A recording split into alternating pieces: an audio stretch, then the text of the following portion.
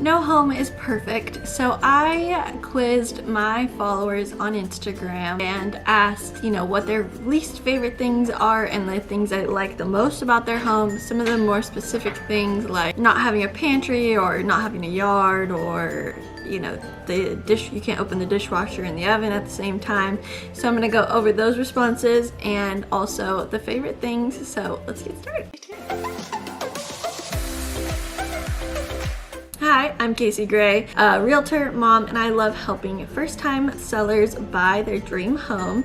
And so today we're going to be talking about what people look for in their dream home. So in this quiz, my research that I gathered, I asked people how many square feet their house is and how many people live in their house. Obviously it varies a lot, but typically a lot of these people said they had around 2,000 to 2,500 and had 3 or 4 people living in their house. The smallest result was 900 square feet with 4 people, but they are adding on 1,500 square feet, so that will be like a whole new house for those people. And then I think the biggest with the least amount of people was 3,000 square feet with 4 people living in the house. So my next question was, do you feel like your house has enough space? 36% said yes, 31% said no, 21% said I wish I had more, and 11% said I just need less stuff.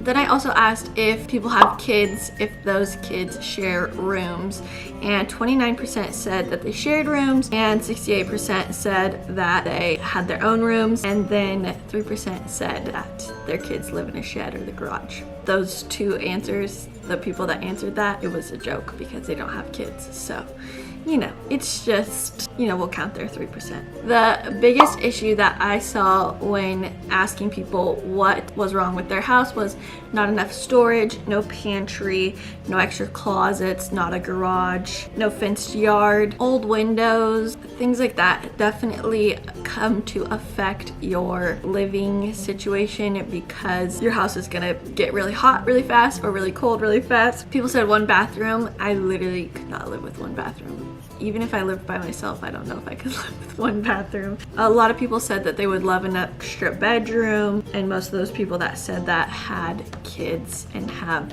3 kids. Someone said the laundry room shares a wall with the baby's crib, and my laundry room shares a wall with my baby's room, but not her crib, thankfully. But that is definitely something to take into consideration when looking for your next home, is how is this house laid out? Where will the kids go? Is the shower going to wake them up if your partner has to leave at 4 o'clock in the morning to go to work? There's lots of things to think about. Tiny kitchen, no cabinet space, no countertop space. I would love to hear what your largest complaints are when it comes to your house, but those were some things that I found interesting. I think a pantry really changes people's lives too, and I'm one of those people that does not have appliances on the counters besides like the super big ones that we use literally every day, but even like the toaster and blenders and stuff like that, it just all goes away. Nothing should be on the counters in my mind. But if you don't have a pantry, it is so much harder to accommodate that. So the next thing I asked was, what is your favorite part about your house? Pantry was a big one on this list. The kitchen and the pool were next big things, and I think that's where most people spend their time, families and so on. So if you have those things and are able to have them to your liking, it's going to be the best part about your house because that's probably where you're spending most of your time. Neighborhood and location were a big one. The house might not be as desirable as some people would like, but they said that the location and the neighborhood was one of the best parts. One person did say that they liked that their room was at the opposite end of the house as their kids, and then another person had that as their complaint. So I think it really depends on your personality and what age your kids are too. And then 2 people said that the pros of their house was the coziness. So I think that's an interesting take, especially if you are an empty nester or have 1 kid. You don't want a ton of space. You don't need 3,500 square feet. You want to feel close to your family when they're there. And other people said that their open concept was their favorite part, and we're seeing kind of a trend towards away from that. So it'll be interesting to see what people's taste comes to in the future. But I thought this was fun. I dropped my coffee on the way into the office.